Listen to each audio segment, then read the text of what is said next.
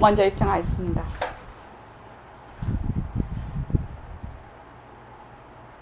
말하고 듣는 이 자리가 바로 당장의 마음입니다.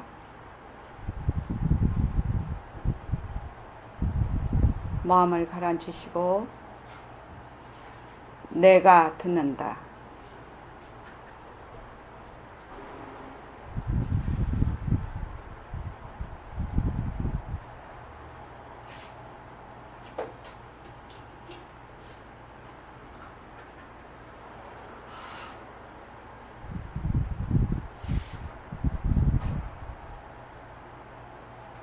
손가락을 무릎 위에 얹으십시오.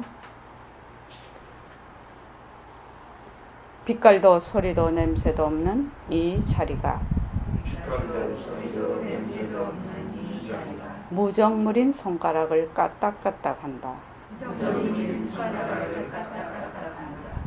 빛깔도 소리도 냄새도 없는 이 자리가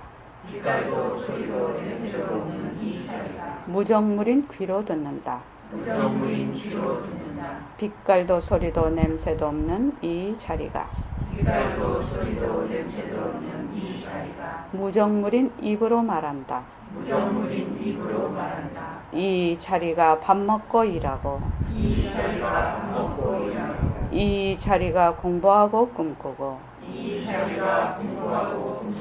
이 자리가 성내고 욕심내고 이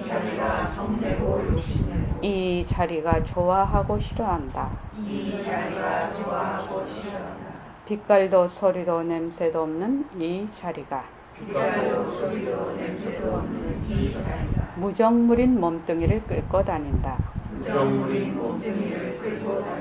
나는 자유로운 삶의 주인으로서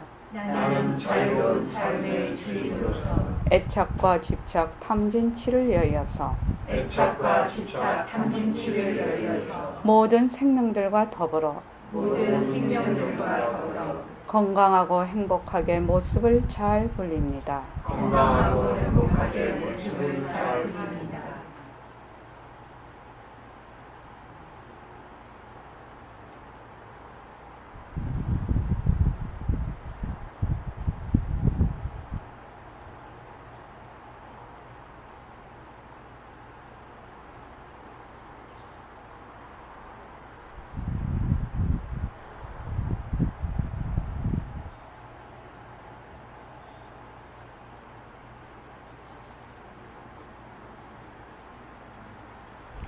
반갑습니다. 예, 지금 영거사님께서 지금 법회 못 나오시는 관계로 지금 2주 4주 일요일 2주 4주 일요일에는 2주 4주 화요일 2주 4주 저녁에 그렇게는 그걸 합니다. 그 능음경을 하게 됩니다. 그래서 착오 없으시기 바랍니다. 저번에 말씀을 드릴 건데 깜빡했어요. 그리고 이번 토요일에는 주말 차려 정진입니다. 우리 그 멤버들 꼭 다 같이 합시다. 우리 고정 멤버들 차려 정진. 그리고 일요일 새말기 모임에 새말기 모임 도반님들께서 다 많이 참석해 주시기 바랍니다. 오늘 정진 8일째입니다. 청안 올라침에 예불 했지. 예불 하고 자선도 하고 일과를 쭉 했지. 일과를 쭉 지킨다는 것은 굉장히 중요한 일입니다. 이게 사람이 습관을 좋은 습관을 들인다는 것은 참 힘든 일이에요. 내가 어려운 일을 당하거나 또 몸이 굉장히 아프거나 너무 즐겁거나 이러면 거기에 다 빨려 들어가 버려요. 근데 늘 이게 몸에 습관을 붙여놓으면 그 습관이 나를 끌고 갑니다. 습관이 나를 끌고 갑니다. 처음에는 내가 습관을 막 만들려고 해서 애를 써서 가지요. 근데 나중에는 습관이 나를 끌고 가게 돼요. 그래서 좋은 습관 몸에 자꾸 익히는 거 이거 굉장히 중요합니다. 오늘 이렇게 보냈습니다. 우리는 누리의 주인공입니다. 지금 제가 이제 누리의 주인공 예불송 원고를 거의 다 완성을 했습니다. 이제 누리의 주인공이 굉장히 이제 양이 많죠. 선생님의 트레이드 마크죠. 누리의 주인공, 허공의 주인공. 그래서 우리는 누리의 주인공입니다.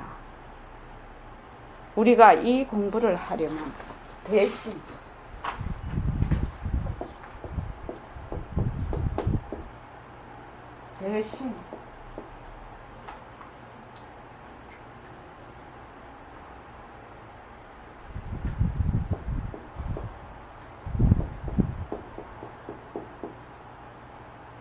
대지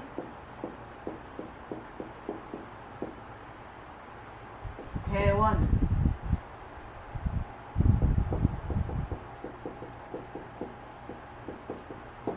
대원을 발동을 해야 누리의 주인공이 된다는 거예요. 누리의 주인공이라는 결국 허공의 주인공이라는 말인데 마음 씀씀이를 어떻게 가져야 되느냐. 큰 마음을 가져야 된다. 큰 마음이 어떤 마음이고? 허공과 같은 마음. 허공과 같은 마음이라면 어떤 마음이에요? 텅 빈 마음. 그렇죠? 허공과 같은 그런 큰 마음 씀씀이. 텅 빈 마음. 그 다음에 대신 크게 믿는 마음. 어떻게 생각하면 우리가 백봉 선생님 늘 말씀하시는 거. 백봉 선생님은 그 당시에 1960년대 후반에 이 한국 불교가 거의 뭐 지금도 뭐 별 그건 없는데 그 왜 어른들 상대로 어른이 아니라 노인, 특히 그 보살님들, 노인 여자분 상대로 불교가 많이 일반 불교가 돼 있어서 그 젊은 사람들이거나 또 일반 남자분들이 이 불교 공부를 한다는 것이 굉장히 드물었단 말이죠. 그런데 이제 선생님은 나중에 조금 이따가 얘기를 하겠지만 이게 신에 대해서 한마디로 말하면 저는 이렇게 생각을 합니다. 결정하라. 늘 결정하라고. 결정하라고 하는 데는 이유가 있어요. 그냥 무턱대고 네가 누리의 허공으로서의 나인 것을 결정하라. 이 말이 아니야. 뭔 말이냐면은 저는 이렇게 생각을 해요. 공부하는 데는 두 가지 방법이 있다고 생각해요. 한 가지는 그냥 간화선을 예를 들면 화두를 하나 떡 줘. 이먹고만 줄청 팔아.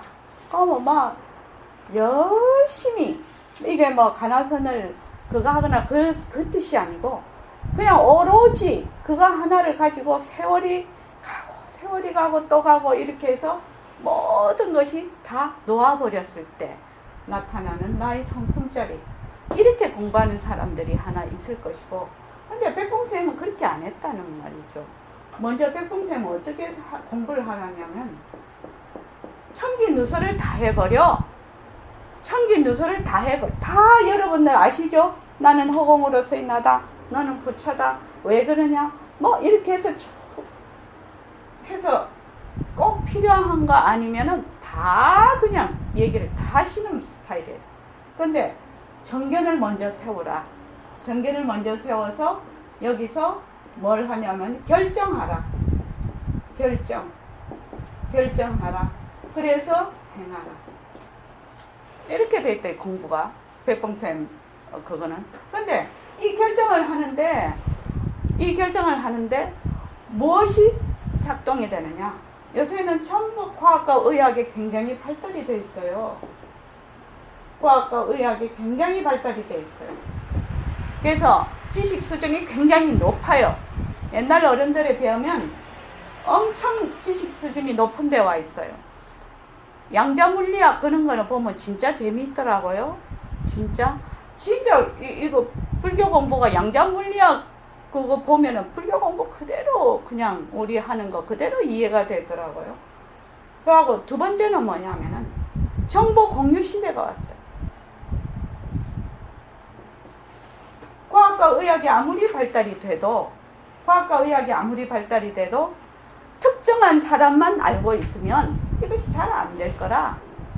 그런데 지금 정보를 공유하는 시대에 와 있어요. 저는 이렇게 생각해. 저는 이렇게 생각한단 말이죠. 정보를 공유하는 시대에 와 있어요. 그러니까 굉장한 매스미디어의 발달과 IT 산업이 발달이 되면서 특정한 사람만이 알고 있는 시대가 아니라는 거예요. 그래서 정보를 공유하는 시대에 와 있다. 그러면은 이거를 딱 보면은 알 수가 있어. 부처님 가르침이 이렇다. 이러면 백봉쌤은 어떻게 하냐면은 견문각지를 동원하라. 견문각지. 보통은 이 견문각지가 분별이라고 해서 못 쓰게 하죠, 불교에서는. 근데 백봉스님은 어떻게 하냐면 견문각지를 전부 다 총동원을 하라. 네가 알 수 있는 만큼 지식도 다 동원하고 전부 동원을 해서 견문각지가 떨어진 곳으로 갔다.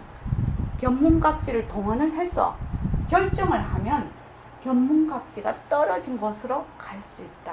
이렇게 얘기를 한단 말이죠. 이게 선생님 공부 방법이다. 난 이 말이 맞다고 생각을 해요. 그래서 지금 우리가 결정을 하는데 어떻게 이 이치를 딱 따져보니 맞아. 그러면 나는 부처구나. 나는 허공으로서의 나구나. 나는 텅 빈 자리구나. 허공으로서의 나구나. 나는 바로 부처구나. 이것을 이해를 해서 결정을 할 수가 있다는 거예요. 물론 내가 늘 가지고 있는 습기 때문에 행동이 잘 안 되고 또 그것이 쌈박하게 내 것이 되지는 않을 수 있어요. 처음에는. 그죠? 그렇지만 자꾸만 이것을 결정을 해서 가서 행을 하게 되면 증명이 된다는 거예요. 증명이 돼. 이 말이 이 말이네. 가다가 보면 또 이 말이네. 정말 그렇네. 정말 그렇네. 자꾸 이렇게 된다. 거기에서 신심이 또 올라가죠. 처음에 믿던 결정해서 신을 했던 거하고 내가 증명을 해서 아는 신심하고는 좀 다르겠죠. 그렇게 해서 자꾸 가면 물러서지 않는다. 근데 사람들이 이 공부를 하다가 왜 자꾸 물러서느냐? 이 공부하다 자꾸 물러서요. 첫째는 재미가 없어요. 내가 지금 알고 있는 것이 너무 강해. 이 몸뚱이가 내고 이런 모든 이런 것이 진짜 있다고 생각을 해. 그렇게 해서 그것이 너무 강하니까 이것이 공부를 좀 하더라도 맨날 글로 끌려가 가버려. 그래서 우리가 이렇게 법회를 열어서 계속 법회에 같이 오고 이렇게 안 하면 그냥 잠수를 타버려. 그냥 잠수를 탄단 말이야. 그래서 결정하라. 이 결정하라는 말이 뭔 말인지 이해를 해야 된다. 백봉선생님 결정하라. 결정하라. 뭐를? 허공으로서의 나임을 결정하라. 나는 텅 빈 바로 그 바탕임을 결정하라. 그 부처짜리임을 결정하라. 거기에서 나는 시작을 하자 이 말이에요. 무엇을 통해서? 과학과 의학의 발달과 정보에 따라서. 그래서 내가 이것이 맞다고 생각을 하면 왜 우리 그 이념 같은 것도 그러죠. 맞다고 생각을 하면 자기가 글로 가지요. 그것과 마찬가지지. 그래서 그 다음에 대지라는 거는 요게 그 지혜죠. 그러니까 허공과 같은 지혜죠. 다른 말로 하면 텅 빈 지혜죠. 허공과 같은 지혜입니다. 큰 지혜. 대원이라는 거는 백봉쌤은 이렇게 본문을 해놓으셔요. 우리는 중생이 이제 그만하자. 그래서 중생불이라는 이름까지 다 적어놨는데 동업보살의 서원이에요. 이게 동업보살. 동업보살 되고지고 동업보살 되고지고 이렇게 동업중생이란 말은 있어도 동업보살이란 말은 없거든. 근데 동업보살 되고지고 자꾸 이런단 말이죠. 그 이유가 뭐냐?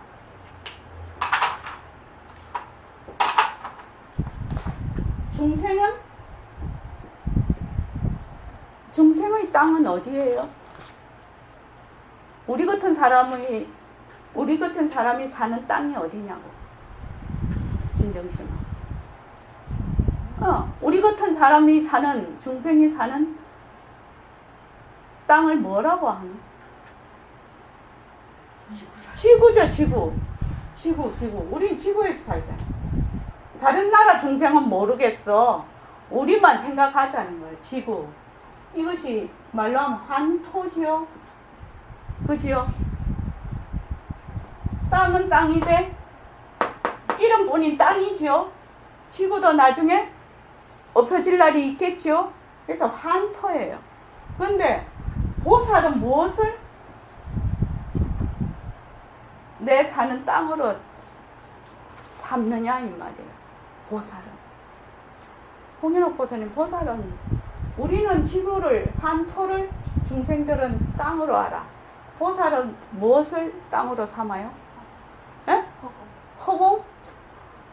허공. 그렇지. 그렇기도 그렇지. 좀 더 써보시죠. 좀 더 꼭 찍어서 얘기를 한번 해보시죠. 청만보살 얘기해봐. 예? 텅 빈 자리. 텅 빈 자리를 또 다른 말로 한번 얘기해봐. 김희선 쌤 한번 얘기해보십시오.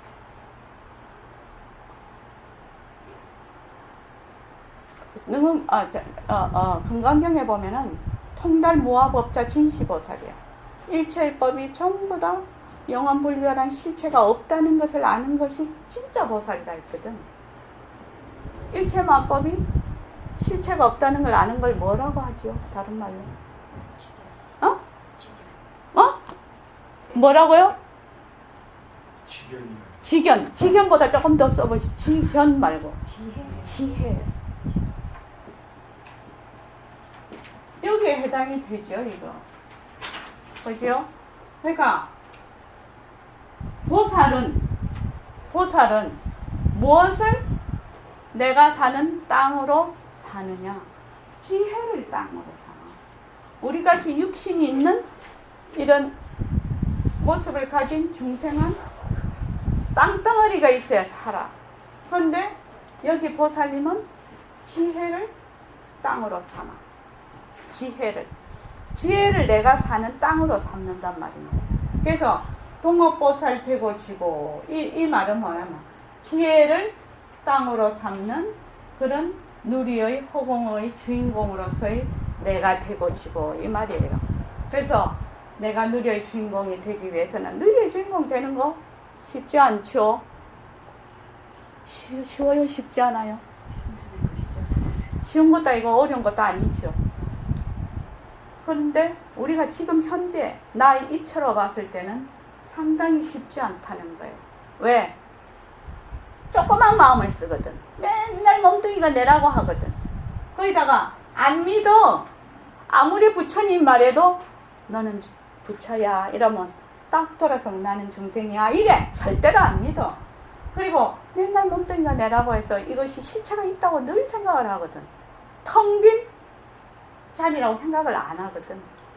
그리고 원이 없어. 내가 이렇게 살다가 조금 살다가 좀 여기서 잘 살다가 죽으면 그만이지 이렇게밖에 생각을 안 한단 말이야. 그래서 우리가 누리의 주인공이 되려면 어떻게 해야 되냐? 누리의 주인공이 되려면 허공과 같은 마음, 허공과 같은 믿음, 허공과 같은 지혜, 허공과 같은 원을 가져야 된다. 그래야 우리가 누리의 주인공이 된다. 그 말씀입니다. 이 말씀이. 그래서 이거를 보면 대신, 대지, 대원. 그러니까 우리가 이제 동업보살의 서원 이래서 매일 읽죠. 그래서 백봉쌤이 그 동업보살의 서원을 만드신 이유가 그를 시로 만드신 이유가 바로 여기에 있다. 동업보살의 서원을 계속 암송을 해라는 거예요. 동업보살, 부처 땅에 들어가는 동업보살 돼가지고 부처 땅은 어느 무엇이죠? 부처 땅이 이런 땅덩어리예요. 무엇이에요? 바로 텅 빈 지혜자리잖아요. 부처 땅에 들어가는 동업보살 되고지고 이것이 이미 배겨야 된다는 거예요. 머리에 이 원이 확 내가 배겨 있어야 되는 거예요. 그래야 몸을 벗어도 그것이 늘 동업보살 되고지고 하는 것이 그대로 간다. 우리는 몸뚱이가 있으니까 몸뚱이 있을 때만 뭐 생각도 하고 뭐 이렇다고 생각을 하죠. 몸뚱이 벗어도 다 지 생각하는 거 그대로 갖고 갑니다. 육신이 있을 때는 굉장히 장애가 많아요. 왜? 눈으로 보고 눈이 안 보이면 앞이 안 보이고 귀가 없으면 소리가 안 들리죠. 이런 장애가 굉장히 많고 그리고 계속 모습에 머물다가 보니까 그 바탕의 큰 뜻을 몰라. 우리가 이해가 안 돼. 근데 몸뚱아리를 버리면 상당히 그것이 그냥 저절로 알아진다는. 그런데 우리가 몸뚱이 있을 때, 아, 이 몸뚱이는 변하고 할 것이구나. 이렇게 알아. 그래서 몸뚱이를 버리기도 전에 나는 그 주인으로서 사는 거예요. 이 공부하는 거예요. 부처님 공부가 그 공부예요. 그래서, 이 능엄경에 들어가기 전에 요거를 지금 하고 들어가려고 합니다. 이 지금 능엄경은 그 아난존자와 지금 우리가 지금 보고 있는 이 챕터에는 아난존자와 부처님의 대화지요. 그 경전이 전부 다 제자와 부처님, 보살님과 부처님 이렇게 해서 전부 대화식이에요. 그러니까 옛날에 부처님 교수 방법이 굉장한 방법이죠. 그걸 뭐라고 하지? 요새 쌍방통행이라나? 양방통행이라고 하나? 아니 요새 잘 그거 하는 거 있잖아. 일방통행이 아니고 쌍방통행이라고 하나? 쌍방향 대화. 요새 와서 쌍방향 대화 굉장히 얘기 많이 하죠. 또 뭐 물건을 만들 때도 고객의 수준에서 고객이 만족할 때까지 이렇게 얘기하잖아. 옛날에는 무조건 내가 만들면 니 쓰라 뭐 이런 주의였잖아. 후진국일수록. 그지요?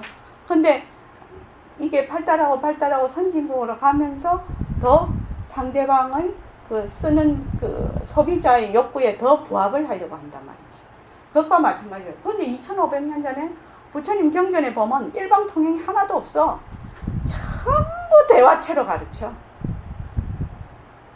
정연수 씨, 경전이라는 거는 부처님 일방통행이 아니에요. 부처님이 나타내시고자 하는 것을 짐짓, 그런 말하자면 가상으로 연극처럼 설정을 해서 제자와 부처님이 쌍방향이 말하자면 대화를 통해서 그 진리를 드러내 보이시는 거거든요. 그러니까 이 능은경도 마찬가지라는 거죠. 짐짓, 아난존자께서 다 도인이신데 뭐 모르고 그랬겠습니까? 그러지 않았을 거라는 거죠. 그런데 이제 짐짓 이렇게 어떤 상황을 설정을 해. 그래서 마든가한테 가서 이제 그 주문에 휩싸여서 들어갔단 말이죠. 그게 정신을 못 차렸어. 그래서 이제 부처님이 이제 데리고 왔죠. 그 제자를 시켜서 데리고 와서 이제 얘기를 한단 말이지. 아나나, 니 어쩌자고 그렇게 갔노? 이래 되니까 아난존자가 저는 부처님 말씀만 들었지 그것을 행을 하지 않아서 내가 이렇게 힘이 없어서 끌려갔습니다. 이렇게 하니까 이제 그때부터 이제 부처님이 하나씩 가르치는 그런 이제 마음이 어디 있느냐, 무엇을 보고 무엇을 느껴서 네가 출가를 했느냐, 이렇게 보는 눈, 기관, 또 느끼는 마음이 어디에 있느냐, 이렇게 해서 쭉 이제 법문이 펼쳐지는 거예요. 그 중에서도 이 능엄경이 굉장히 상세하게, 금강경 경우에는 딱 결론만 척척 설명이 없어. 금강경은 그래서 굉장히 어려운 경이죠. 그런데 능엄경은 일일이 풀어서 다 법문을 해 놓으신 거예요. 그래서 불교와 마음에 들어가기 전에 내가 죽 얘기를 하나 또 죽 얘기 한 번 더 하고 들어가려고 합니다. 여기에 죽냄비가 있어요. 죽냄비가 있어서 죽이 막 이렇게 끓어요. 왜 이거를 지금 오늘 또 하느냐 하면, 오늘 아침에 가만히 좌선을 하는데, 이거를 한번 하고 다시 넘어가야 되겠다, 이 생각을 하게 돼서 그래서 여기에서 우리가 알 수가 있는 것이, 요거는 나는 불이다, 요거는 죽이죠.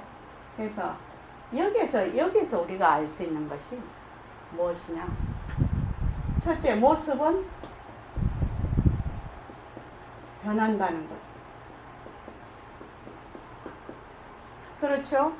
이 축이 막 이렇게 푹푹푹푹 끓어. 그러면 이 불의 인연과 조건의 세기에 따라서, 불이라는 인연과 조건의 세기에 따라서 올라가고 내려가고 올라가고 내려가고, 이 축이라는 건 A, B, C, D, E, F, G, H 이렇게 됩니다. 그러면 여기에 따라서 A, B, C, D, E, F, G가 그냥 끓었다가 꺼졌다가 끓었다가 꺼졌다가 막 이걸 반복을 해요. 그죠? 그래서 여기서 이 모습은 변하는구나. 왜 자꾸 축 얘기를 하냐면, 물거품하고 물 얘기도 부처님 물거품하고 물 얘기를 하셨거든요. 근데 죽 얘기도 굉장히 내가 하다가 잊어버리면 죽 생각하면 잘할 수 있을 것 같아서 제가 자꾸 이 얘기를 하는 거예요. 죽은 우리 먹는 거니까 너무나 잘 알고 있어서, 물거품이라면 조금 동떨어진 것 같아서. 그래서 모습은 변한다는 거죠. 그래서 이 모습이 실답지 않다는 걸 알아.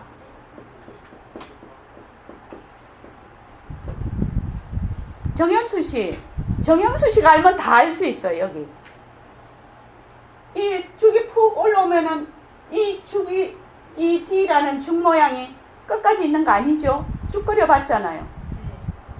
근데 이게 어떻게 해요? 푹 끓고 쑥 다시 죽으러 가죠. 얘도 푹 올랐다 죽으러 가죠. 그래서 얘도 죽은 죽이야. 그런데 푹 올라왔다가 쑥 꺼져. 그렇게 해서 이 죽이라는 모습은 변하지요. 올라갔다가 꺼졌다가 올라갔다가 꺼졌다 이러지요. 죽거리 너무너무 어렵게 생각하지 말고 죽거리는 걸 가만히 죽거려 봤지. 죽거리는 걸 상상을 해보라고. 그러면 죽이 푹 올라왔다가 꺼지니까 죽이 변하는 거죠. 이 모습이 지금 푹 올라온 모습이, 그지요? 그러고 이 죽이 실답지 않다는 걸 알아. 왜냐면 얘가 푹 만약에 올라왔다 이러면 끝까지 푹 올라와 있어야 되죠. 근데 안 그러죠. 불 꺼버리면 얘 다 죽어버리죠. 그러니까 이게 실답지 않은 거예요. 그래서 여기에 머물 수가 없어. 죽에 푹 올라온 죽에 머물 수가 없어. 그죠? 그러고 보면 이것이 실체가 있는 것이냐, A, B, C, D, E, F, G가 실체가 없는 것이야. 그래서 자체성이 없다. 실체가 없어. 이거를 우리가 알 수 있어요. 이 죽을 끓여보면. 죽 끓여보면 진짜 알 수 있다니까요.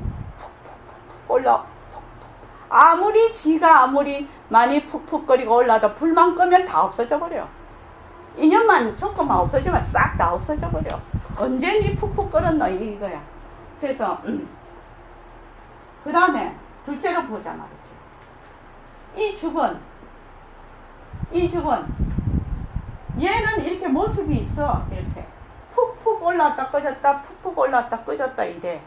그런데 이 죽은 이 바탕의 죽은 모습이 없어. 그만 그대로 죽일 따름이야. 이런 모습을 나타내지를 않아. 그냥 그대로 죽이야. 죽. 그냥 죽이라고. 그냥 죽으로만 있어. 그래서 모습이 없다.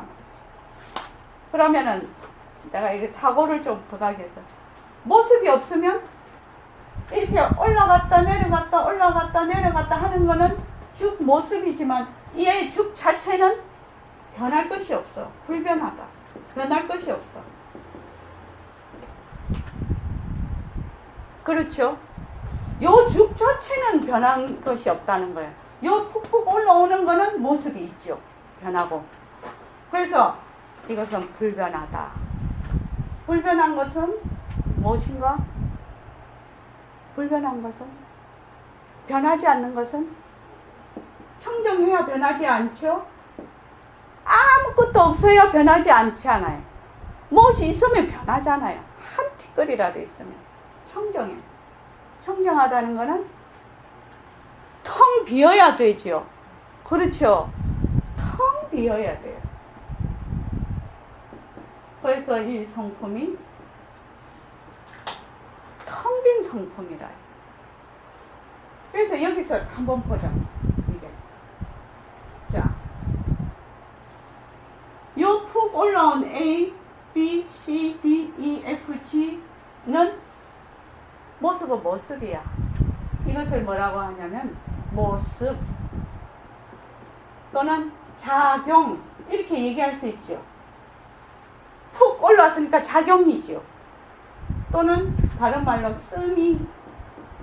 백봉 선생님은 작용이 그거니까 씀이라는 한국말로 하시면 씀씀이 씀이. 또 다른 말로 상대성 이렇게 얘기해요. 근데 요 바탕에 있는 죽을 보자면 이 죽은 이것을 일으키는 바탕이죠. 바탕.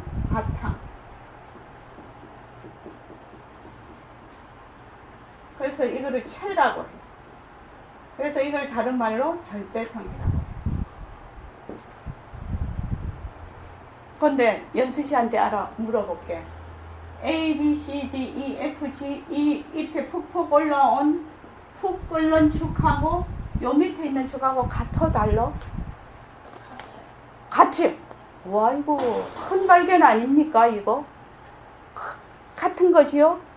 틀림없이 같은 거지요? 한 솥 안에 있는 거지요 지금? 이 죽도 한 솥에 있고 이 모습도 한 솥에 있지요? 한 솥 안에 일어나는 일이에요 지금. 그래서 가만히 보니까 요 A, B, C, D 요걸 상대성이라고 하잖아. 상대성과 절대성이 둘이 아니네. 하나네 하나. 왜? 모습은 달라. 푹 올라오는 모습은 달라. 그지요? 근데 결국은 뭐죠? 죽이 푹 올라왔잖아. 얘도 죽이라고 죽. 얘가 올라오는 순간에 다른 것이 아니라 그래서 바탕에 있는 죽 이거는 A라는 죽 이래. 이름만 달라. 요거는 바탕에 있는 죽 요거는 A라는 죽 B라는 죽 C라는 죽 D라는 죽이야. 근데 A, B, C, D가 계속 있느냐? 불만 끄면 죽으로 가버리네. 그죠?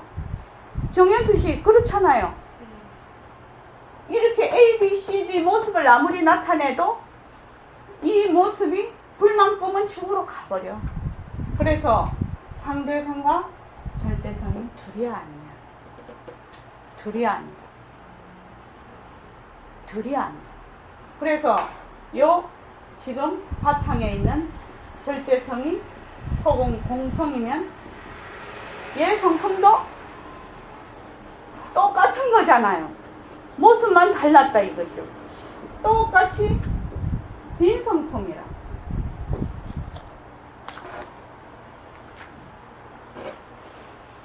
이게 말이 되는 얘기잖아요. 이게 말이 되는 얘기잖아요. 이거는 생각을 할 필요도 없잖아요. 죽 생각을 해보면 생각을 전혀 할 필요도 없는 얘기잖아요. 그래서 A, B, C, D, E, F, G 이 모습 이대로 죽이라. 이거 죽 아니라고 할 사람 있나요? 정현수 씨 죽인가요? 죽 아닌가요? 죽이죠. 그래서 A 이대로 죽 이런 말이 맞아요? 틀려요? 맞잖아요. A 이대로 죽여요. 다른 말로 하면 상대성 이대로 절대성. 근데 우리는 이 모습의 인연과 조건이 가미가 돼 있어. 여기에 플러스가 돼 있어. 무엇이? 인연과 조건이 가미가 돼 있어. 그런데 이 인연과 조건도 가미가 돼 있는 것이 인연과 조건도 다 헛거지요? 빈 거지요? 근데 이 인연과 조건이 제거되면 그냥 죽으러 가. 그래서 이 모습 이대로 일심행 이대로 허공으로서의 나은 거예요. 누리의 주인공이 따로 있고 일심행 이 육신이 따로 있는 것이 아니야. 이만 이대로 색신 이대로 법신 이렇게 돼. 밝음 이대로 밝음과 어둠의 성품이 하나죠. 그러죠? 얘는 밝다, 얘는 어둡다예요. 그래서 모습이 있는 것은 전부 변한다. 헛것이다. 실답지 않다. 모습에 머물 수가 없다. 모습이 자체성이 없다. 이렇게 되면 상대성과 절대성이 텅 비었어. 우리는 이 모습이 그냥 내 눈에는 이렇게 실제로 있는 것 같지만 내 급수에 이렇게 보인다. 내 급수에. 다른 급수에는 이렇게 안 보인다는 거예요. 그러니까는 이 지금 내 급수에 이렇게 보이는 것은 무엇이라고? 허공꽃과 같다. 허공꽃과. 그대로 빈 모습. 빈 모습. 이 모습은 빈 모습. 빈 모습. 빈 모습이다. 그래서 이 빈 모습을 잘 굴리자. 빈 모습을 잘 굴리자. 이것이 또 이 바탕을 놔두자. 이것이 새말기라. 모습을 잘 굴릴 때 어떻게 해요? 이 모습이 죽인 줄 알아. 내가 이 모습이 죽인 줄 안다고. A라는 것이 죽인 줄 알아. 모르는 것이 아니야. 모습 이대로 바로 절대성의 나툼인 걸 내가 알아. 죽인 줄 알아. 그래서 바로 모습을 잘 굴리자라는 거는 바로 죽자리를 잘 굴리자라. 왜? 죽만 돼 있어 갖고는 이게 모르거든. 죽이 있는지 없는지 모르거든. 그냥 텅 빈 자리밖에 없거든. 그래서 눈에 있을 때는 본다 이렇게. 눈에 있을 때는 본다. 귀에 있을 때는 듣는다. 사실은 눈, 귀 이런 육신이 그대로 텅 빈 공한 모습이죠. 그래서 이거를 먼저 하고 들어가야 된다. 그래서 나는 허공으로서의 나다. 나는 허공으로서의 나다. 백봉 선생님이 허공으로서의 나다라고 하는 그 의치가 정말 깊고 깊은 거예요. 나는 A로 나타났어. A로 지금 나타났는데 A라는 죽이야. 진정심이. 그지? A라는 죽인데 날 본바탕은 뭐라고? 허공으로서의 내라고. 허공으로서의 내라고. 그러면 A 이대로 허공으로서의 내라. 내가 따로 있고 육신이 따로 있고 허공으로서의 내가 따로 있는 것이 아니야. 허공으로서의 내가. 왜? A라는 죽하고 A라는 것도 죽이거든. 얘도 죽이야. 죽은 죽인데 무슨 죽이냐? 인연과 조건이 가미된 죽이라 이거는. 그러죠? 그러면 내가 지금 말을 해. 말을 하면 누가 말을 한다고? 바로 허공으로서의 내가 말을 하는 거죠. 여러분이 말을 들어. 그러면 허공으로서의 내가 그냥 듣는 거죠. 이게 모습을 잘 굴리자. 모습을 잘 굴리자 속에는 바탕을 놔두자가 들어있죠. 그래서 상대성이 도중사라고 해요. 이것을 가리사라고 해요. 절대. 그래서 도중사와 가리사가 둘이 아니네. 망신과 진심이 둘이 아니네. 그죠? 그렇게 되는 겁니다. 그래서 이것이 둘이 아닌 절대성과 상대성이 둘이 아니다. 이거를 예불성에 한번 보십시오. 워낙 중요한 거라서 제가 한번 보십시오. 보면은 네 가지 나의 소임 한번 읽어봅시다.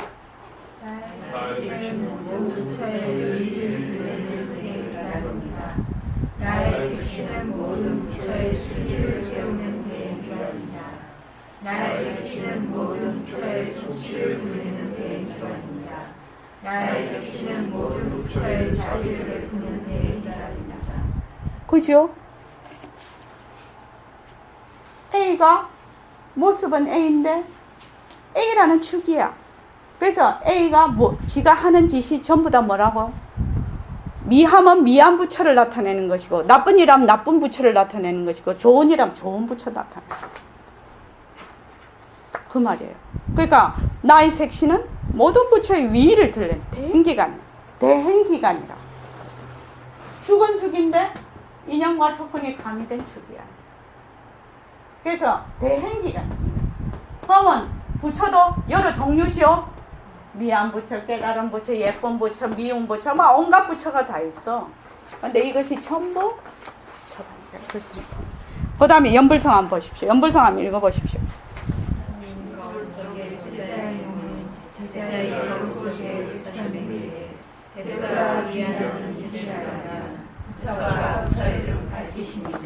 그 말이죠. 지금 제자와 부처님이 둘이 아니죠.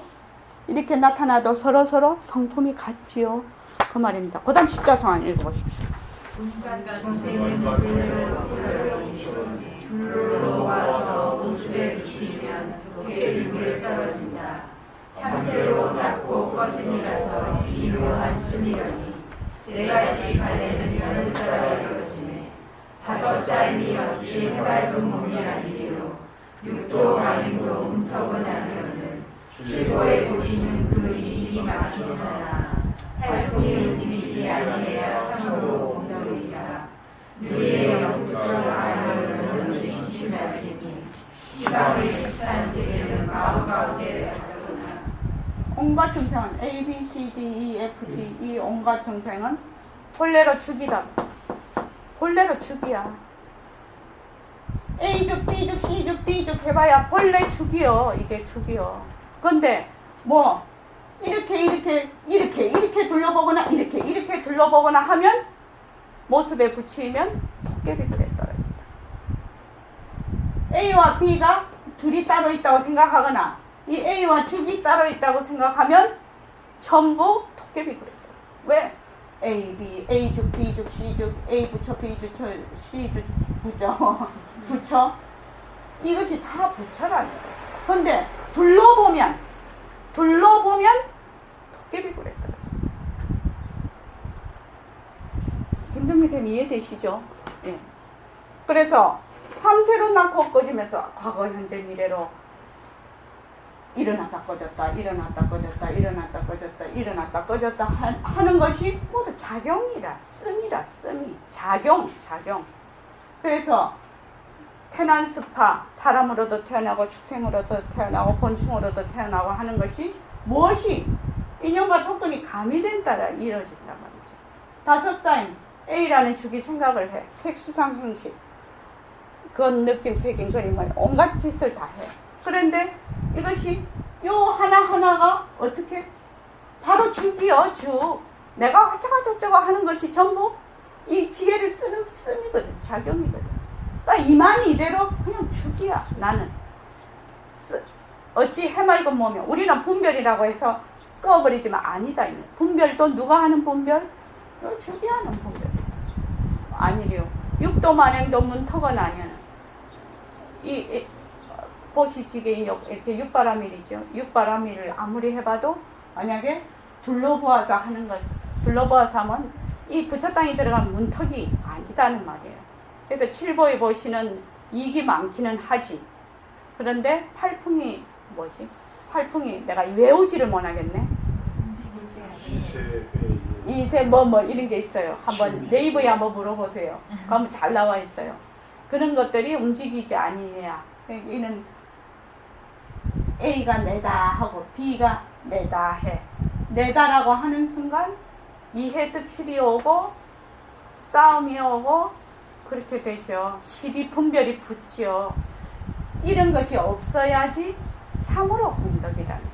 누리어 영특스런 알물 너는 의심치 말지니 시방의 숱한 세계는 마음. A, B, C, D, E 이렇게 인연과 조건에 의해서 이렇게 나타날 수 있는 이유가 뭐라고요? 물어볼게요. A, B, C, D, E 이렇게 막 나타날 수 있는 이유가 이런 모습이 나타날 수 있는 이유가 죽이 어떤 성품이길래 그렇다? 텅 비어 있으니까 이렇게 나타나지, 인연과 조건에. 만약에 텅 비어 있지 않으면 이렇게 못 나타난다는 거예요. 한 가지로 내가 딱 고정이 돼 있으면. 그런데 얘는 텅 비어 있어. 그러니까 온갖 인연과 조건만 닿으면 온갖 뜻이 다 나타나. 이 열애장이죠. 온갖 것이 다 나타나. 그래서 누리의 영특스러운 알물 너는 의심치 말지. 시방의 숱한 세계, 온갖 세계가 다 벌어져. 은하계가 벌어져, 뭐 도솔충도 있어, 지구도 있어, 축생도 있어. 온갖 세계가 다 벌어지는데 어디에? 냄비 속이라는 거예요. 중냄비 속. 중냄비 속이요. 이 속이.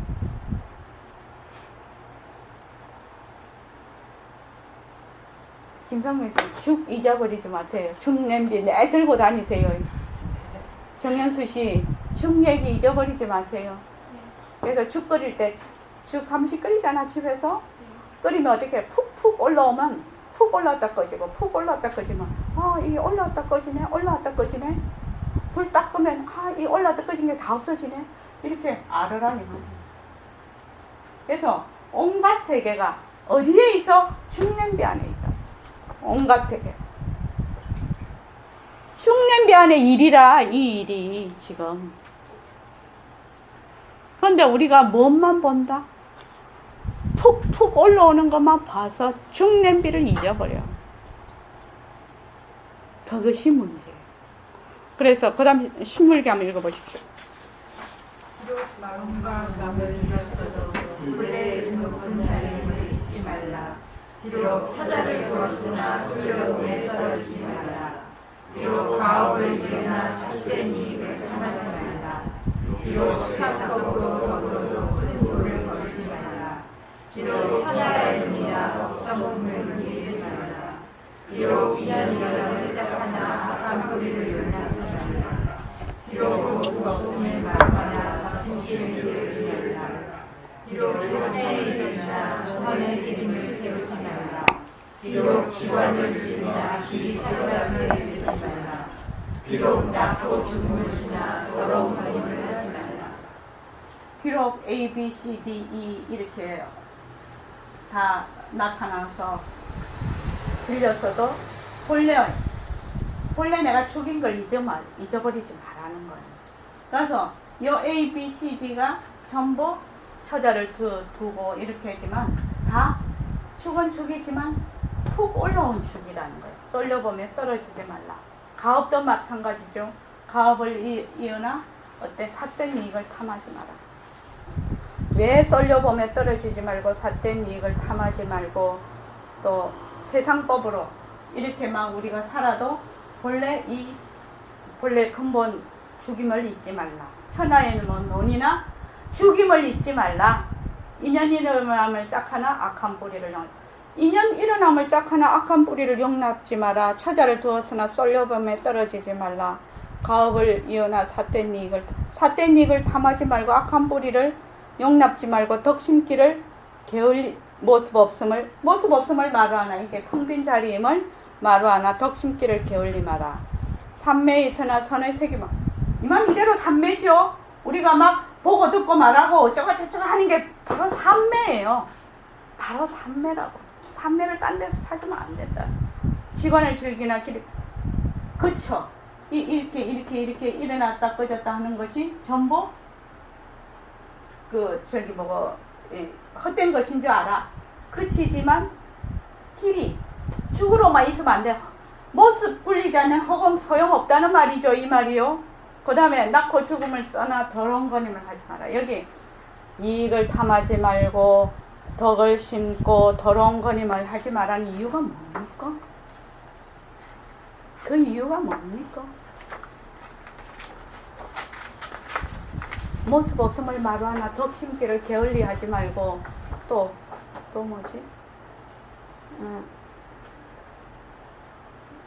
낳고 죽음을 쓰나 더러운 거님을 하지 말고 또 가업을 이어나 삿된 이익을 탐하지 말고 또 왜 그런 거 하지 말라고 하죠?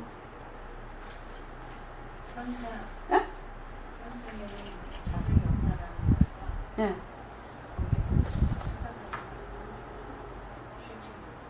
실제로. 쉽게 생각해 봅시다.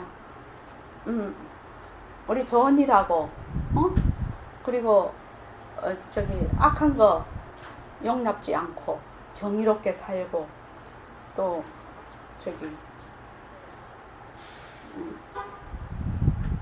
낳고 죽으면 쓰지만은 더럽게 살지 마라. 아이고, 다 텅 빈 자리인데 뭐, 그렇게 하면 안 되나?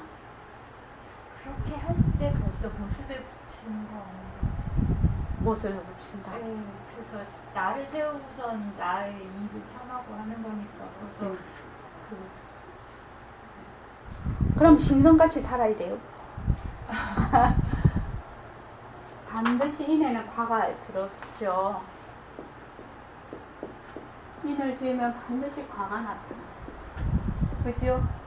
인과 과가 다 텅빈 자리지만 인을 지으면 반드시 과가 나타나요. 그래서 이 모습을 굴릴 때 어떻게 굴려야 돼요? 잘 굴려야 되잖아요. 그죠? 그래서 좋은 인을 심어서 좋은 과를 봐야죠.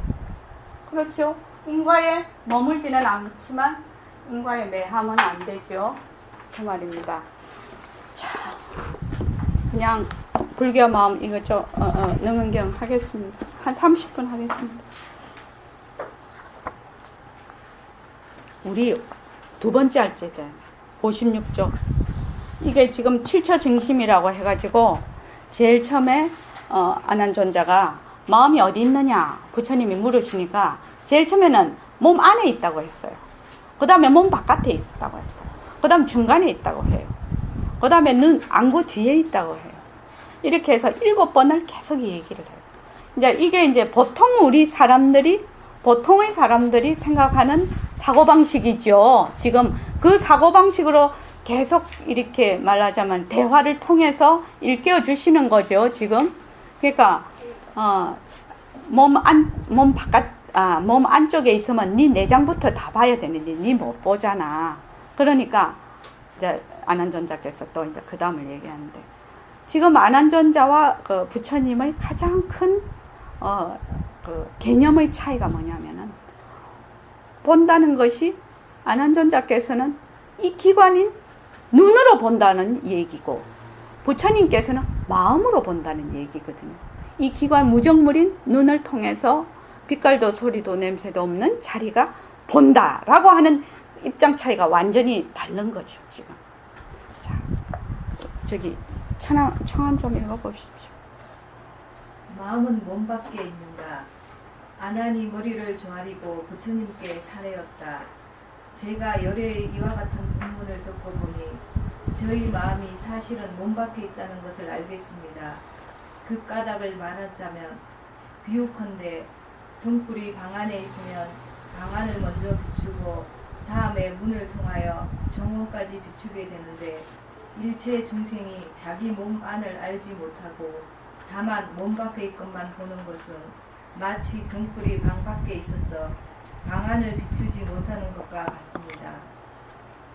이 뜻이 분명해서 의심할 여지가 없습니다.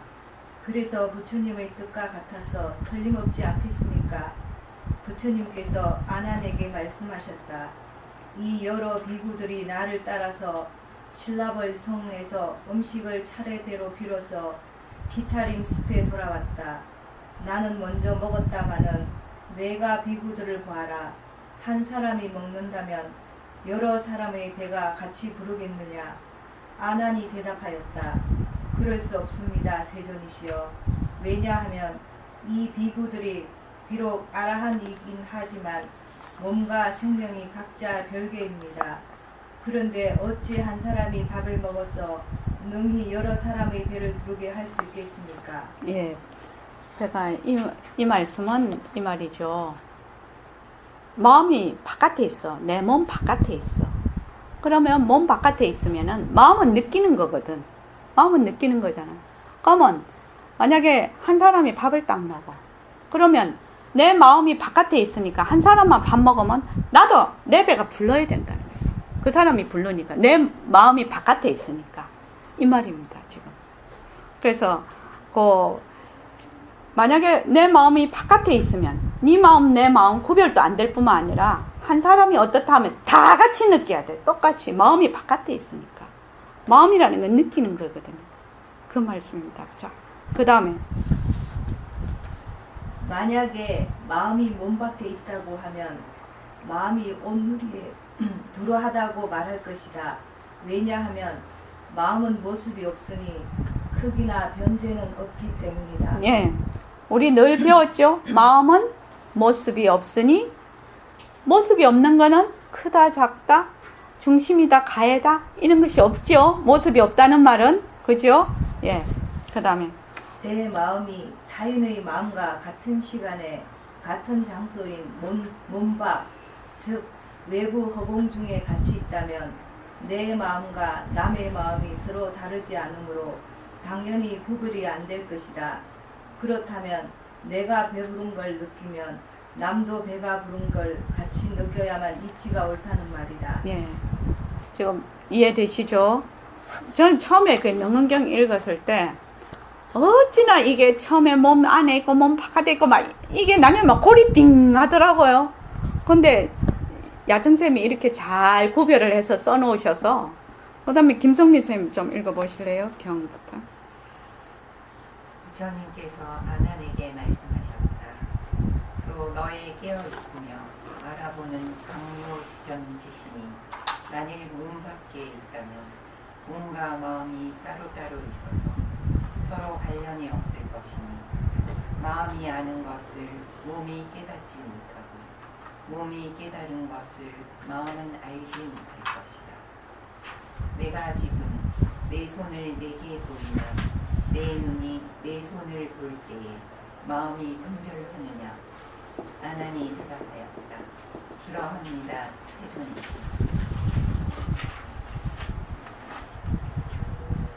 잠깐만요. 강요, 지견.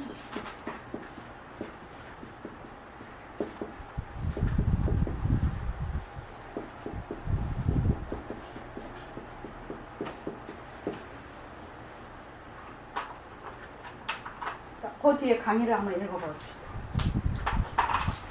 마음이 몸 밖에 있다면 마음은 이미 몸과는 아무런 관련이 없는 것이니 몸의 상태를 마음이 몰라야 이치가 맞다. 즉 눈에 비치는 것을 마음이 전혀 인식하지 못해야 하고 마음이 알아도 몸에 영향을 미치지 않아야 합니다.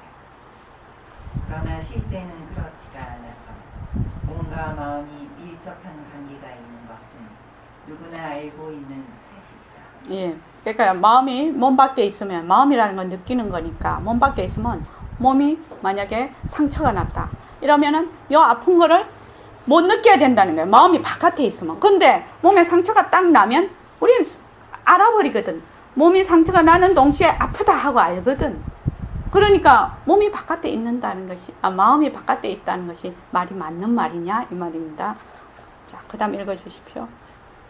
여기에서는 마음을 깨어 있으며 알아보는 마음, 즉 강요지견지심이라고 표현했다.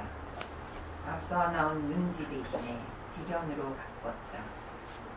여기서 지견이라고 하여 지혜다 시각 현상을 알아보는 견을 특별히 붙인 것은 오간 중에서 견하는 기관인 눈을 으뜸으로 치기 때문이다. 백문이 일견만 못하다는 말도 눈으로 보는 것이 가장 확실하게 진상을 확인하는 방법이라는 사실을 나타내고 있다. 여기서 부처님께서 지금 7차 증심에 견을 눈을 상대로 견을 상대로 하는 것은 우리도 알고 있죠. 80% 이상이 견의 그 에너지가 80% 이상이라는 걸 알고 있죠. 그래서 견을 가지고 지금 법문을 하고 계신다는 말씀입니다. 그 다음에요. 참고로 마음에 대한 성가의 표현을 찾아볼 필요가 있다. 그 다음은 그냥 집에서 읽어보십시오. 참고로 마음에 대한 성가의 표현 이거는 쭉 그냥 읽어보십시오. 집에 가셨어요. 그 다음에 김미 선생님 읽어보십시오. 60쪽이요. 부처님께서 아난에게 이르셨다. 만일 눈과 마음이 서로 안다면 마음이 몸 밖에 있다고 할 수 있겠느냐. 그러니까 마땅히 알아라. 내 말처럼 깨어 있으며 능히 아는 강요 능지지심이 몸 밖에 있다는 말은 옳지 않다. 만일 눈은 몸에 있고 마음은 몸 밖에 있다고 하면 눈과 몸은 소속하는 장소가 다르므로 서로 아무런 관련이 없어 서로를 몰라야 옳다. 그러나 현실적으로 우리의 눈과 마음은 별도로 작용할 수가 없다. 그러므로 눈은 몸에 있고 마음은 몸 밖에 있다는 주장은 틀렸다. 지금 아나니 능지, 능견하는 제 마음이 있는 장소를 2번이나 찾아보았지만 몸 안도 아니고 몸 밖도 아니었다. 그렇다고 지금 아난의 마음이 없는 것은 아니다. 보고 듣고 생각하고 대답하는 그것이 바로 아난의 마음이니까.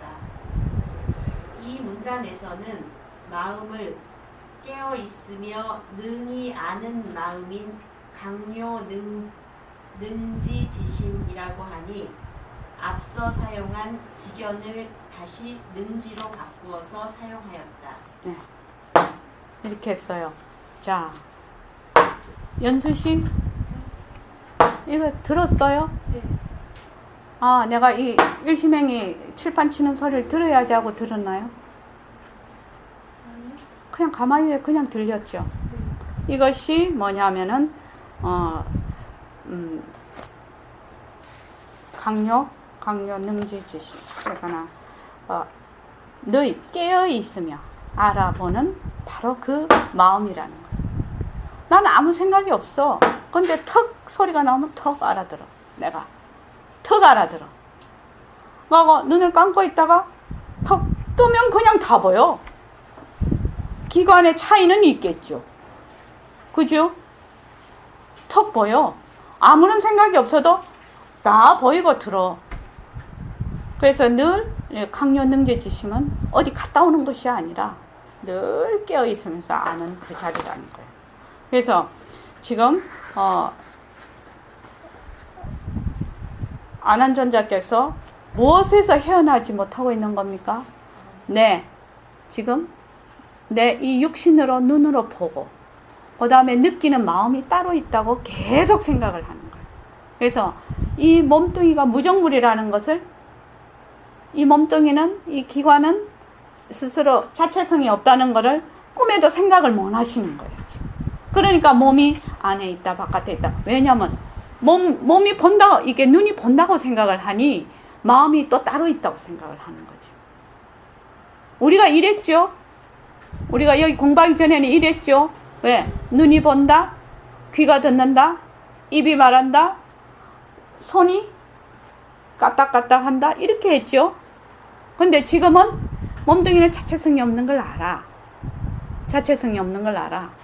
그래서 이것이 까딱까딱 하는 것은 이 몸뚱이를 빌어서 바로 이 자리가 까딱까딱 하는 걸 지금 안단 말이죠. 그래서 이 자리와 이 몸뚱이가 있어도 이 몸뚱이 본래 죽이야. 본래 죽이라고요. 본래 죽이라고. 나는 죽하고 내하고 따로 두 개가 있는 것이 아니야. 본래 죽인데 이것이 공성이라는 것을 이해를 할 수가 없다는 거예요. 계속 실체가 있다고 생각을 한다, 이 말입니다, 지금. 자, 그 다음에 정현수 씨 읽어봐 줄까요? 이걸 빨리 해서 칠처징심을 빨리 해서 나가야 될 것 같아. 어디 읽어야 돼요? 어디 읽어야 돼요? 60. 60쪽에 3. 아나니 부처님께 사례었다. 세존이시여 부처님께서 말씀하신 바와 같아서 몸 안을 보지 못하니 마음이 몸 안에 있는 것이 아니고 또 몸과 마음이 서로를 알아서 서로 여의지 아니하니 몸 밖에 있는 것도 아닙니다. 지금 다시 생각해보니 마음이 있는 곳을 이제 알겠습니다. 부처님께서 말씀하셨다. 그곳이 어디냐? 아난이 대답했다. 이 요지심이 몸 안은 알지 못하면서도 능히 바깥을 보니 안구 뒤에 있다고 생각합니다. 마치 어떤 사람이 안경을 끼면 비록 안경알이 눈앞에 있으나 보는 데는 장애가 없어서 저 안구가 보는 빛깔을 따라서 잘 분별합니다. 즉 강요 눈지 지심이 몸 안에 있는 것을 보지 못하는 것은 안구 뒤에 있는 탓이고 분명히 밖에 있는 것을 보되 장애가 없는 것은 안구 뒤에 잠재하여 있기 때문입니다. 네. 이 말이 뭐냐면 지금 진정심이 안경을 꼈잖아요. 근데 안경을 끼는데 바깥을 보는 데는 상관이 없어. 그지? 근데 이것이 또 안경알이 눈앞에 있으나 보는 데는 장애가 없어서 안구가 보는 빛깔을 따라서 잘 분별을 한다 이 말이지. 근데 몸 안에를 못 보는 거는 요 안구 뒤에 있어서 몸 안에 걸 보지 못한다. 바깥의 것을 잘 보는 이유가 요 안경알 같이 요 뒤에 있다면. 그 다음에 그 강의를 좀 읽어 주십시오. 원장님 저요? 예. 마음의 소재를 확인하는데 처음부터 보는 작용을 예로 들어서 설명하였으므로 자연히 시각기관이 눈을 여전히 주제로 삼고서 마음을 찾고 있다. 예로부터 시각현상을 알아보는 기관을 두고 그 주체가 눈이라고 하는 학파와 마음이라고 하는 학파가 갈라져 있었다. 지금 안하니 안근의 안쪽에 시각을 알아보는 마음이 있다고 대답하니 종래의 학파를 종합하는 절충설이다. 안은전자가 공부를 되게 많이 하신 모양이다 옛날에. 그러니까 두 학파의 그 의견을 다 절충한 그런 의견을 내놨단 말이죠. 그 다음에 연단거사님 읽어봐 주실랍니까? 부처님께서 아난에게 말씀하셨다. 내 말대로 안구 뒤에 있는 것이 마치 안경 낀 것과 같다고 하면 안경을 낀 사람이 산과 강을 볼 때 안경알을 보느냐 못 보느냐 아난이 대답했다. 그러합니다. 세존이시여. 그 사람이 안경알을 눈에 갖다 대었으니 당연히 안경알을 봅니다. 부처님께서 아난에게 말씀하셨다. 내 마음이 안구 뒤에 있는 것이 마치 눈이 안경을 낀 것과 같다고 하면 내 마음이 산과 강을 볼 때 어찌하여 내 눈을 보지 못하느냐. 만일 내 마음이 눈을 본다면 눈이 바깥 경계와 같으니 저 안구가 보는 빛깔을 따라서 분별한다는 말이 성립되지 못한다.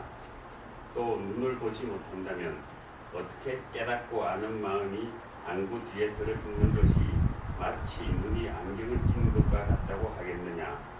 그러니까 마땅히 알아라.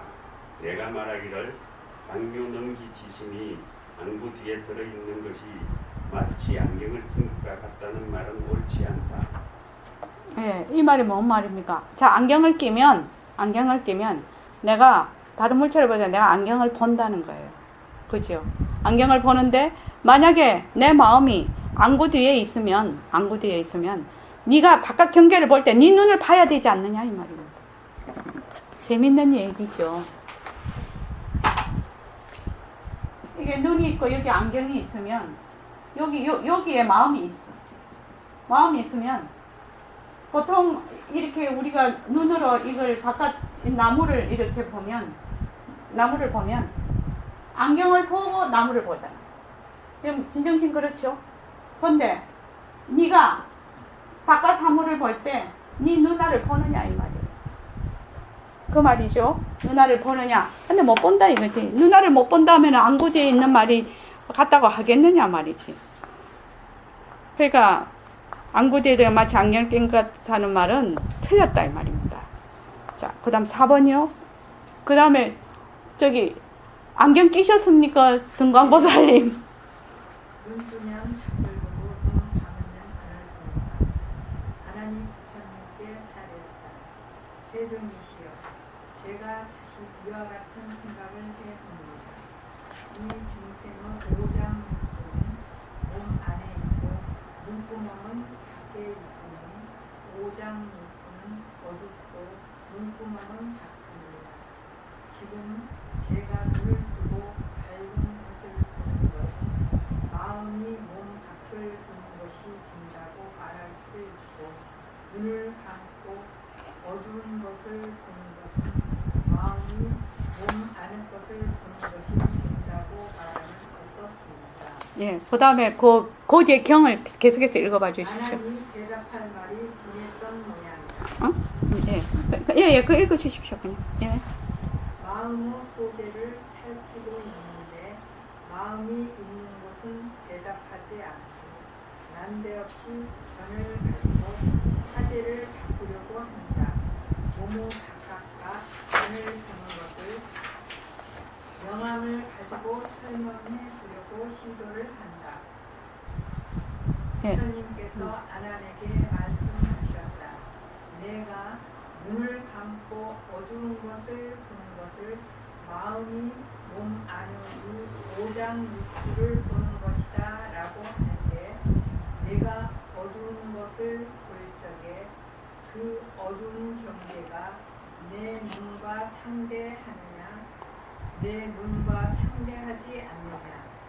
만일 어두운 것이 내 눈과 상대한다면 어두운 것이 내 눈앞에 있으니 어떻게 몸 안을 보는 것이라 하겠느냐.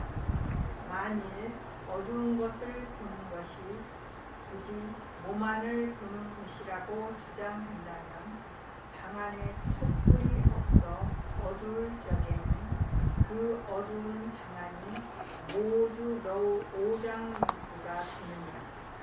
만일 어두운 경계가 내 눈과 상대하지 않는다면 어떻게 보는 견이 성립되겠느냐. 또 반대로 눈을 뜨고 밝은 것을 보는 것을 몸 밖을 보는 것이다 라고 한다면 어떻게 내 얼굴을 내가 보지 못하느냐. 만일 몸 밖을 본다고 하면서도 얼굴을 보지 못한다면 몸 안을 본다는 이론도 성립되지 않는다. 만약 얼굴을 본다면 너의 마음과 눈이 허공에 있는 것이니 어떻게 몸 안을 볼 수가 있겠느냐. 만일 눈과 마음이 허공에 있다면 그것은 너의 몸이라고 할 수 없다. 너의 눈과 마음이 허공에 있더라도 너의 몸이라 한다면 지금 열애가 내 얼굴을 보고 안다면 나의 이 몸도 역시 내 몸이라고 하겠구나. 그렇다면 내 눈은 알더라도 내 몸은 깨닫지를 못해야 하리라. 내가 만약 몸도 알고 눈도 안다고 고집한다면 마땅히 두 개의 아르마리가 있는 것이니 너 한 사람이 두 부처를 이루어야 하리라. 그러니까 마땅히 알아라. 어두운 것을 보는 것이 몸 안을 보는 것이라면 내 말은 옳지 않다. 예. 이거는 이제 지금 요 강의에도 말을 해놨다시피 마음의 소재를 지금 마음이 어디에 있느냐라고 하는데 마음이 있는 곳을 말을 하지 않고 갑자기 명과 암에 대해서 지금 갑자기 말씀을 바꾸신 거예요.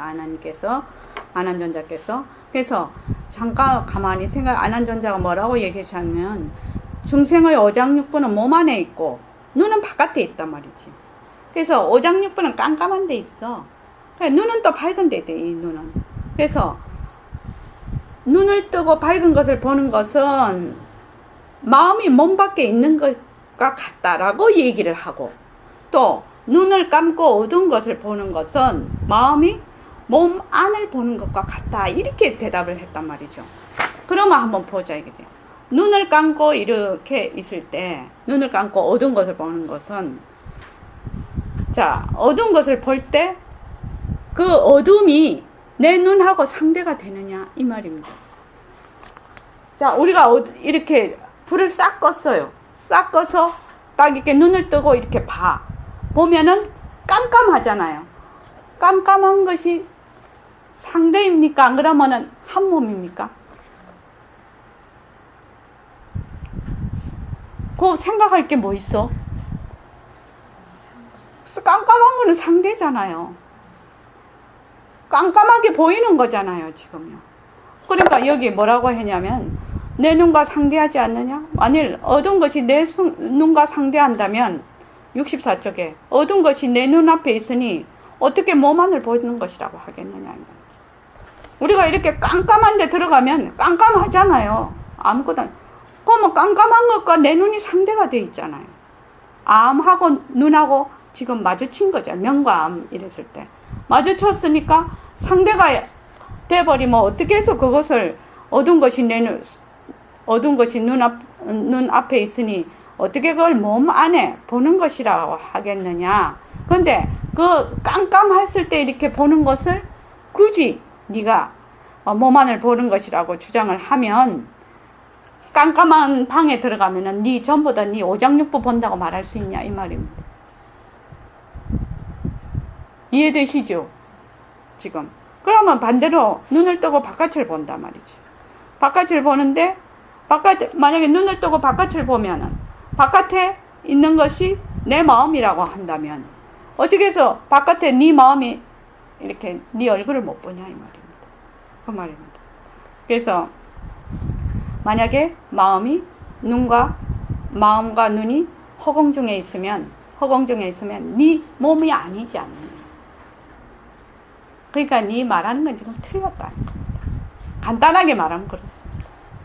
그래서 네가 만약에 너가 만약 몸도 알고 눈도 알고 고집하면 그러니까 만약에 바깥에서 네 얼굴을 보고 그렇게 해야 되냐. 네 얼굴 못 보지 않느냐. 그런데도 네가 계속 주장을 한다면 마땅히 바깥에 있는 거, 안에 있는 거 두 개의 그것이 있단 말이지. 그래서 한 사람이 두 부처를 이루어야 하리라. 그러니까 마땅히 알아라. 어두운 것을 보는 것이 몸 안을 보는 것이라는 내 말이 옳지 않다. 아니, 이 정도로 이해하셔도 됩니다. 여기는. 그래서 그 다음에 이제 다음 시간에 5번부터 하겠습니다. 5번 하고 그래서 이거를 이제부터 재미있을 거예요. 지금 왜냐하면 마음은 육식을 따라 생기느냐 이것도 재미있고 그 다음에 마음은 중간에 있는가 뭔가 마음의 중간에 있느냐 마음은 어디 없는 것이냐 어디 소재가 없는 것이냐 이렇게 하는데 이제부터 이제 좀 재미있죠. 요 앞에는 골치가 아파 막 바깥에 있다가 안에 있다가 눈 뒤에 있다고 했다가 막 눈 바깥에 있다고 했다가 막 이러니까 근데 이제부터는 재미있을 거예요. 그래가지고 나중에 이제 진짜로 이제 우리가 그 진심이라는 것이 과연 무엇인가 이렇게 해서 들어가면 지금 우리가 지금 공부하고 있는 이것이 너무너무 이해가 돼. 이 부처님 경전에 그대로 나와 있어요. 너무너무 이해가 잘 되실 겁니다. 예, 감사합니다.